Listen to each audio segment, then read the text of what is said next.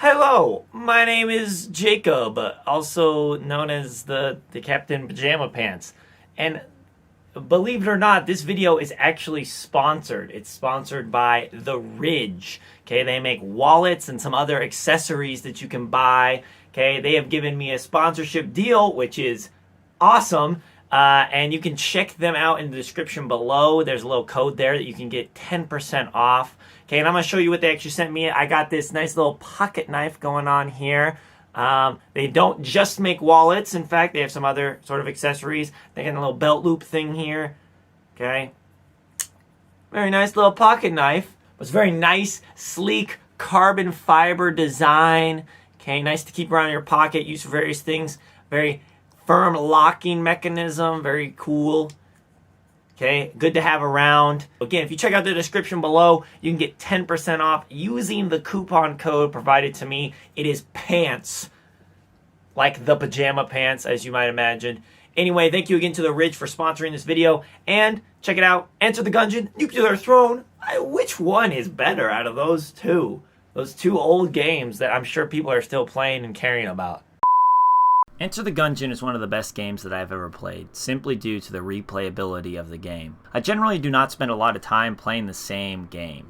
I will play a game until I feel like I understand it and have gotten fun out of it, and then I'll move on to another game. I routinely feel that there are so many options out there that seem interesting to me that I should not waste my valuable gaming time playing the same game over and over again, especially when it comes to multiplayer games. When I was a kid, I would spend a month or more dedicated to playing the same game over and over and over again. Most of the time it was Call of Duty or Madden or Halo. Now, that's not the case. So, with that in mind, I hope you understand what it means when I say that I spent literal months of my life playing only Enter the Gungeon. My wife learned the intro music, learned the characters, and many of the items because of how much I played and talked about this game. I picked it up right as quarantine kicked off, so I did find myself with more free time than normal to spend playing video games. But the loop of the roguelike base of the game made it very addictive for a long stretch of time. Enter the Gungeon is a top-down, twin-stick shooter bullet hell where you're attempting to break out of the Gungeon, a world made up primarily of firearms, sentient bullets, and various other weapon-related characters. The game has a lot of acclaim, but it was my first introduction to the roguelike genre. It has this perfect blend of chaotic gameplay, procedural generation, and style that makes it so much fun. I think especially the unlocking pace for items is one standout element for this game. It always feels like this game is giving you more and more pieces that allow you to make it further into the game. It took me a few months of playing before I finally got good enough to defeat the final boss. But after that, it came easily to me. It was more of a mental block than anything else is what it seemed like. Since then, I've beaten the game with all of the characters and found their true endings or alternative endings or beginnings or whatever for the characters when you create the bullet that can kill the past. It's all very fun and good. There are 4 characters to start out with. They offer a good variety, although each character does end up playing largely the same in the long run. Each run is dependent upon the guns and power-ups that you receive as you explore the Gungeon. These could be dropped randomly as you progress, but mostly they're found in chests. There are 2 per floor of the Gungeon, and then sometimes more depending on the drops. Items can be purchased from the shop using your spent shell casings recovered from when you kill enemies, or they could be won in some various mini-games from side characters that are also dotted throughout various runs. The randomness of the drops makes each journey unique through the Gungeon, much more than the character selection does, since mostly it's what you find as you progress through the Gungeon that colors your run more than just the character. Each character does start with a unique weapon and a unique power, but those really seem to fall to the wayside in comparison to the amount of variance that comes with other aspects of the game. The bosses that you fight are one of the things that vary in your runs. There are 3 bosses that might show up in each level of the Gungeon, as well as mini-bosses, side bosses, and ultimate bosses depending on how well your journey goes. Some of the bosses are optional side content for the hardcore, serious gamers out there, but most are chosen at random at the end of the level for you to face down. This variation adds into each run, as each of the bosses has different strengths and weaknesses, and attacks and defenses that take time to learn. When facing a boss for the first time, you are headed into the unknown entirely.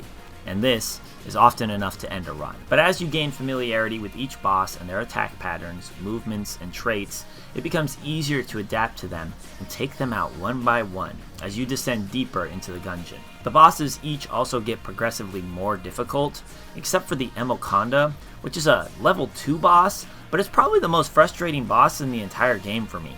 I got to the point where I could perfect the boss pretty easily, which would reward you with extra loot and an entire extra heart of health, making the rest of your run that much easier. But every time I faced Emoconda, I would lose multiple hearts or die entirely. I don't know what it is about that boss, but essentially, it's a diabolical son of a bitch. And also, it seems like every single time I go into the boss room on the second level, it's always Emoconda. I don't even remember what the other bosses are on that level, because it only gives me Emoconda now. It's like the game hates me. Bosses add in some chaos to each run, but the thing that changes the most from run to run is the weapons and power-ups that you end up collecting. The guns vary wildly from each other. There are over 300 guns available to pick up and use throughout your run. And this isn't like Borderlands, where it's just basically reskins of the same gun over and over again. Each one is unique. Many of these you have to unlock as you play. Some are good, some are really good, and some are pretty terrible actually. The gun drops are essentially random, although you can do some stuff to try and leverage the game into giving you better guns, such as gathering curses on your player, or by simply just making it further into your run. The guns and power-ups also have synergies, where if you have the right combination of weapons, they may play off of each other to give added benefits to each of the weapons. These synergies are almost entirely random, but they can create some unstoppable combinations. It all boils down to luck though, to find the right weapons or power-ups in order to create an unstoppable run. This is what makes the game fun in many ways though. From run to run, the game could seem incredibly easy because of the weapons and power-ups that you get, or it could seem borderline impossible because you're stuck with terrible weapons, or you run out of ammo for your good weapon, or you're struggling with power-ups that don't really match your playstyle. The nice thing that Gungeon does not do is give you pickups that actually hinder you. I've played some other roguelites where they do that and it's a pain in the ass. Some of the guns that you get in Gungeon are pretty damn terrible, but they're still guns. They can still be used to kill enemies, even though they may seem like they're not even worth picking up. But nothing actively hurts your run or takes something away from you. They all can be used in a positive manner. Now, there definitely are some tiers of good or bad weapons. For instance, here's a video where someone ranks them all and it takes over 2 hours if you're into that. I'm not. But you can find success with any combination of weapons and power-ups. You just have to be able to adapt and match yourself to the tools at your disposal. Or, if you are unable to adapt, you know that the next run is going to be totally different. The guns, largely, define each run, so having a new one will give an entirely new set of tools and abilities to take on the enemies and bosses that you encounter. It's a great system that's truly built around the basics of a roguelite, but somehow feels fully fleshed out in a greater way than many other games. I also really like the overall sense of progress. As you play further into the game, the starting area starts to fill with the characters that you meet on your journey. Many of them you free from capture within the Gungeon, and they come and offer you prizes or options to buy or other changes to the game. After you beat the game for the first time, you open up a whole new section where you can add game-changing details to make the game more fun or chaotic or fast or easier. But even as each run ends, there is still a sense of overall progression that feels good and does not leave the player with an overwhelming sense of failure from each run. Sure, you died on level 2, but you were able to earn enough currency to purchase a new weapon from the shop. Or maybe you found a secret item to create a bullet that can kill time. Or maybe you used some shells on the rat key. There are approximately 1 million Easter eggs, secret bosses, new characters, and other items to chase down as well. For a game with a relatively simple concept, the game has a lot of content. Now, I'm not really a sucker for content. I prefer a game to know what it is and not try to balloon to new sizes just because. And Gungeon kinda walks that fine line. Granted, I started playing the game after years of updates, so that's a big part of it. Many of these things were added incrementally over the course of years, giving players a chance to explore without overwhelming them. But I got dropped into a world with a lot of add-ons already there. But that's okay with me. Most of the bonus material is not necessary to beat the game. Far from it, in fact. You could, hypothetically, beat the game on your very first run. However, the game adds in this bonus material to keep people playing and dangle the proverbial carrot of completion in front of players. There's always something left to find, whether it's a secret passageway in the fireplace, discovering bullet hell by being dragged into it, or trying to take on the resourceful rat. There are numerous areas to chase, as well as new characters to unlock with different abilities and starting weapons. It's all nice, even if the vast majority of players will never sink in enough time and effort to actually see it. It appeals to a small, hardcore section of the audience that will dedicate themselves to experiencing it, and it's nice that the developer used the resources to do something for those fans. The game has an old school pixel look to it, strong sound design, especially for the numerous guns that each have their own unique sounds to them, and lots of style, especially in the enemy design. The enemies are half of the fun of the game, as each one provides a unique challenge, and each room can contain any number and combination of enemies. The game also has a wave system, where enemies will continue to spawn in the room based off of triggers of defeating other enemies or time spent in the room.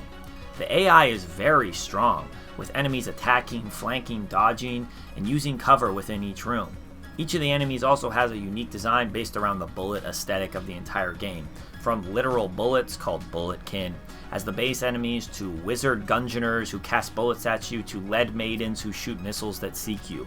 They are all unique, but they can be real pains in the ass. The blend of fun and challenge is at the core of Gungeon, and the enemies really define that. The unique combos and timing of enemies, as well as the general speed and chaos of the gameplay, because it is a bullet hell game in fact, can make the game extra difficult. But when you overcome the challenge, it also makes it extra fun. Without the time and effort put into the enemies, Gungeon just wouldn't be the same game. The last important mechanic and point I want to talk about with Enter the Gungeon is the dodge roll. Rolling is key within the game. Without dodging, the game is borderline impossible because of the amount of bullets being thrown at you at any given moment.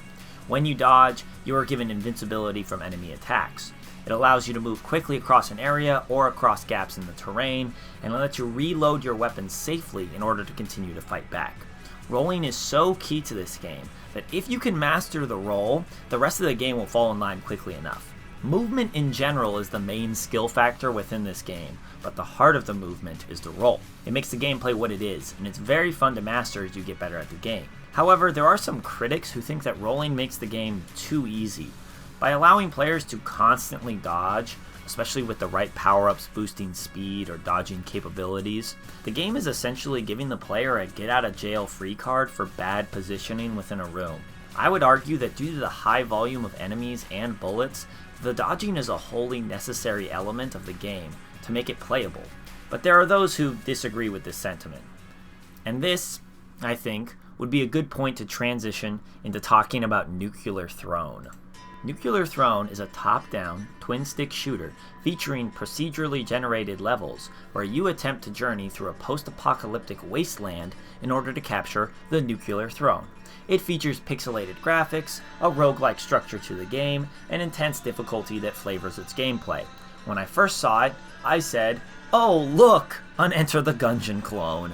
I was, as is often the case, wrong though. It is not a clone of Gungeon.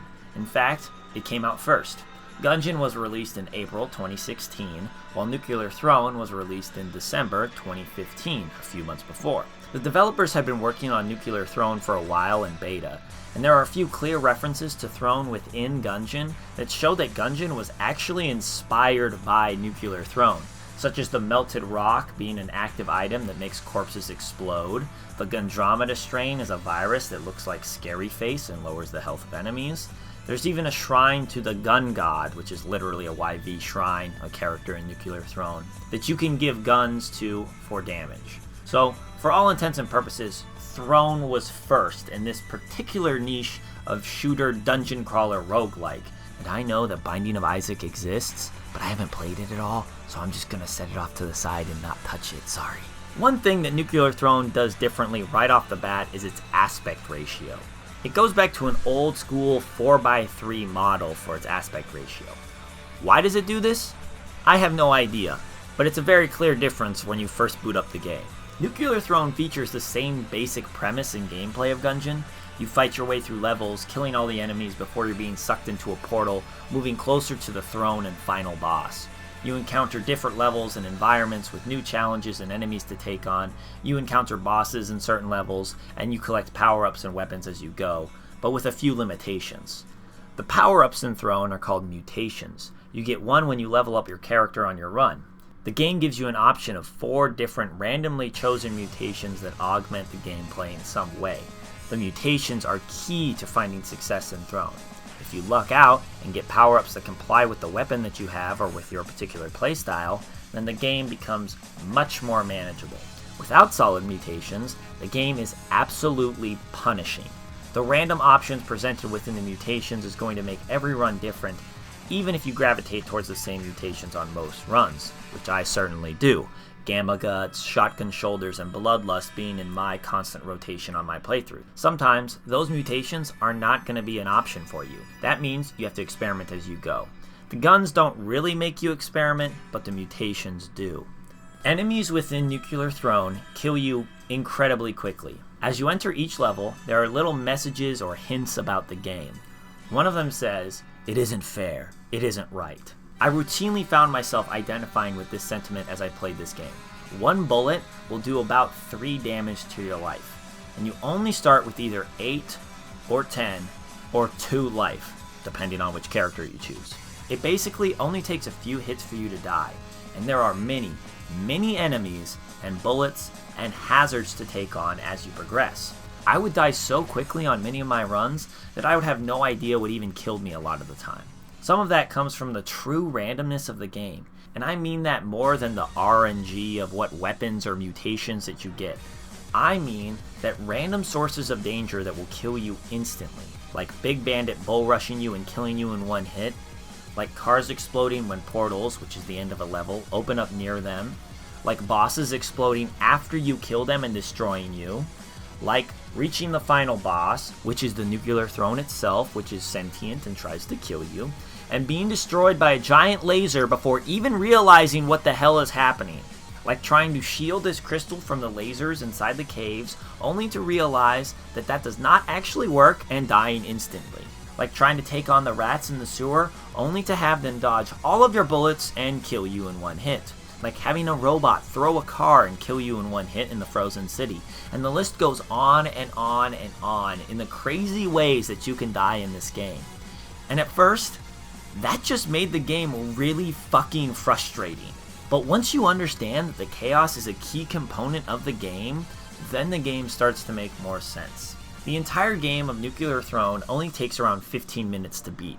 I know I said earlier that you could beat Gungeon on your very first run, but it still takes around an hour to get there. Throne is just a shorter game with smaller environments and a different encounter structure that it's built around. Each level takes less time to clear, but all of the enemies spawn at once as soon as you're dropped into the level. This provides utter chaos from the very beginning of the game to the very end. Gungeon features a system of interlocking rooms that you seek to conquer one by one, while Throne is just a wasteland of enemies and danger all at once. Throne technically has more levels as well within its game, but they just go by faster as you progress into the game. Throne only offers 2 weapon slots for each character to carry at any given time. Gungeon offers a bottomless backpack where you can carry as many guns as you can find. By Throne only giving you 2 options, you have to more precisely choose which guns you want to carry with you and which ones you want to leave behind. This can be a very difficult choice, as the weapons vary wildly in ammo type and type of weapon that might fit your playstyle better than others. There are less weapons in number than Gungeon, with around 120-ish guns being present in Nuclear Throne, but the choice is a little bit more serious because of how much the guns can vary from each other, and only having 2 of them at any given moment plays a big role. As you progress deeper into the game rewards you with better weapon drops. Having the right weapon with the right mutation can make playing the game a dream, but having the wrong weapon going into a new area can mean almost certain death. Or maybe just a loss of health or ammo, which is going to lead to death on the next level anyway. For instance, when I would go into the sewers, if I did not have Gamma Guts, a mutation that makes any enemy who touches you take damage, or a melee weapon, I know I'm going to use almost all my ammo trying to make it through that level. Those pesky rats just wiggle away from my bullets. If I go into the sewers and try to use a grenade launcher, I almost certainly am going to kill myself by blowing myself up. So those choices of what gun to take and leave can have dire consequences in the future for your run. The weapon variety is pretty nice too.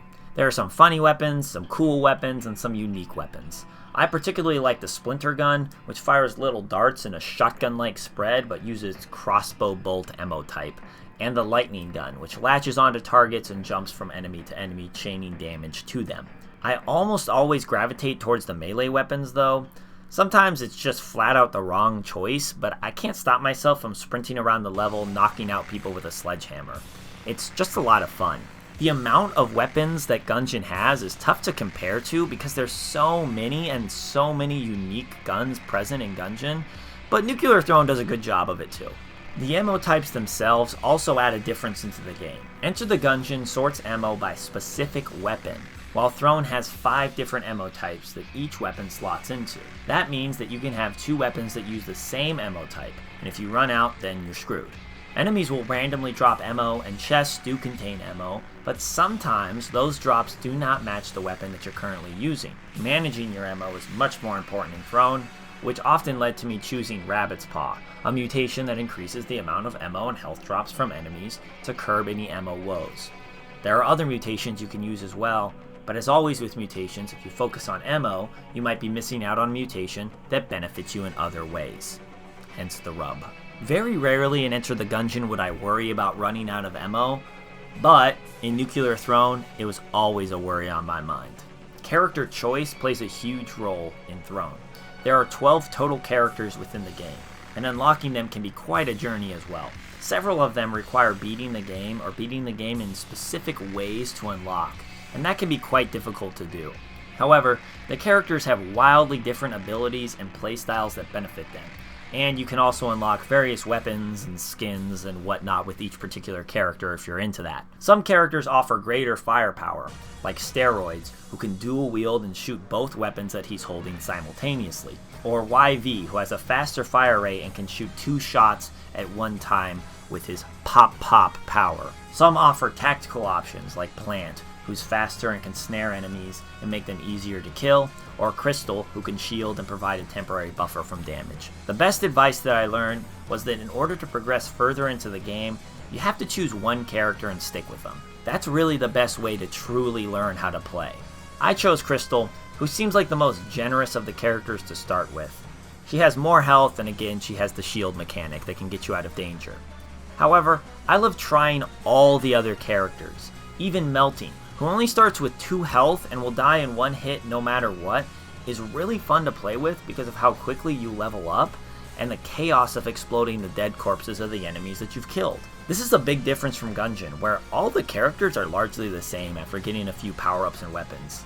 This is just not true with Throne, and it makes playing the game with a different or new character a whole new experience with new tactics, strategies, and struggles to take down and learn. It's a lot of fun, and I really appreciate the variety that is presented through the character selection in this game. Bosses are a little lackluster in Throne. There are a total of 4 bosses to take on as you progress. Each run they're essentially the same and can be defeated in the same way. There is Big Bandit, Big Dog, Little Hunter, and finally the Nuclear Throne itself. If you defeat these bosses, then you win. At least until you want to loop, and then that's a whole other thing all on its own. It's pretty easy to figure out each of these bosses and their attacks. They don't really have too much variety, and after facing them 2 or 3 times, you've seen all that they have to offer. This is kind of a good thing though. The game itself is already so chaotic and difficult that adding in more chaos and difficulty in the form of different or more difficult bosses might just be too much. Gungeon offers those bosses as an extra challenge at the end of the level, but Throne does not need the extra challenge beyond what is already presented. And the bosses are not pushovers either. Each of them killed me plenty of times, especially Big Bandit, who's supposed to be the easiest out of all of them. While he is the simplest boss, I somehow still find a way to step into his gunfire and die pretty routinely. The reason why I would often die to Big Bandit, and why I would die to most of the enemies that I did, was positioning. You have to be hyper aware of your surroundings within this game. Because of the high damage output of enemies, the amount of enemies that attack all at once, and the chaos of the game itself, being able to dodge bullets consistently, find cover, and keep yourself safe is one of the most important skills that you need to learn.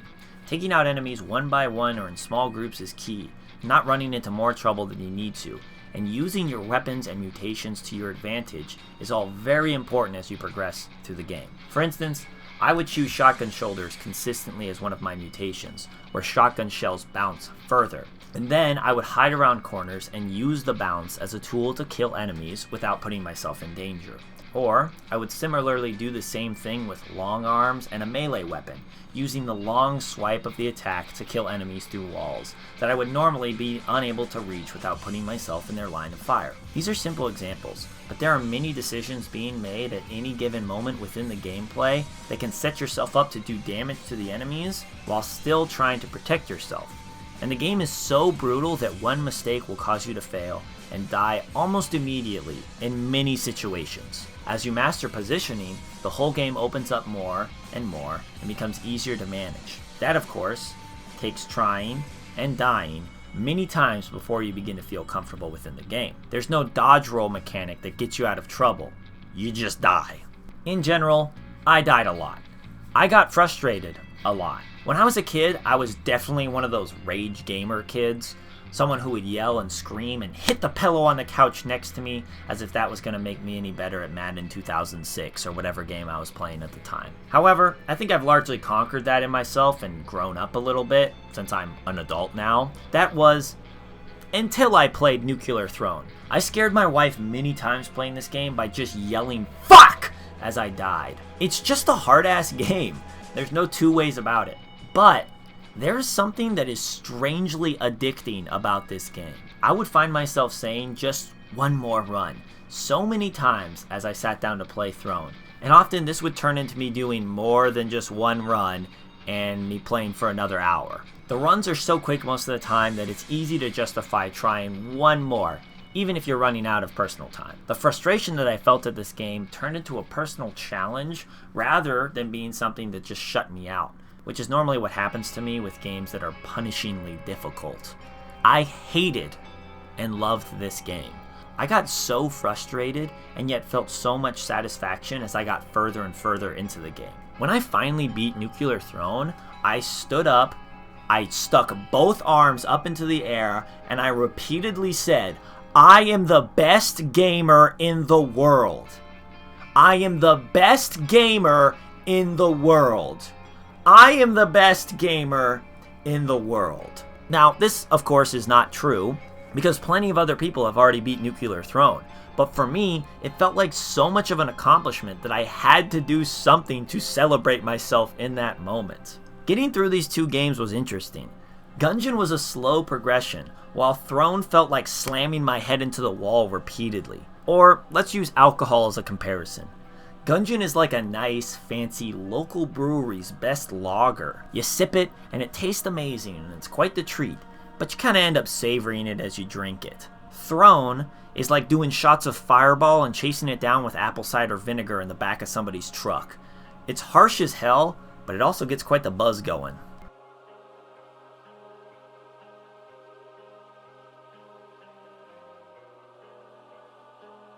So now, after droning on for forever, I think we're at the point in the video where I try to come to a conclusion. Which game is better? Which game do I personally prefer? Immediately, my mind wants to create a cop-out. I want to say, "Porque los dos." Is that how you say it? Fuck, I don't know. Both games are amazing. Why does it have to be a binary choice of which one is better? Frankly, I think that if you like one of these games, you will probably like the other one too, because they share so many characteristics, even if it takes some time for one of them to grow on you, like Throne did for me. But if I had to decide which one I like more, I have to give the slight edge to Enter the Gungeon. The only real reason why this is true is because I happened to play it first. Because of that, I sunk more time and effort into that game, and it took me longer to master, because when I moved on to Throne, I had already developed some of the skills and abilities that could transfer over to that game. I think the amount of content within Gungeon also gives it a slight edge as well, because of the new updates that were consistently added in. Throne also added in updates as well, so I don't mean to ignore that, but Gungeon is inarguably a larger game. Both games have very little story unless you look very, very hard at all the details. Personally, I normally love focusing in on those details and the thematic notes of the games, but in these games they really don't matter too much at all. I would place them at the exact same level when it comes to storyline. Voice acting crops up occasionally, and I guess I give the bonus to Throne here because I think the voices are more unique, even if they sound pretty weird. But I think it kind of matches the aesthetic of the game. Sound design in both is really solid, and the music is pretty great in both. Although I do think that Throne actually has better music too, but the gun sounds of Gungeon are great. They're both just amazing games.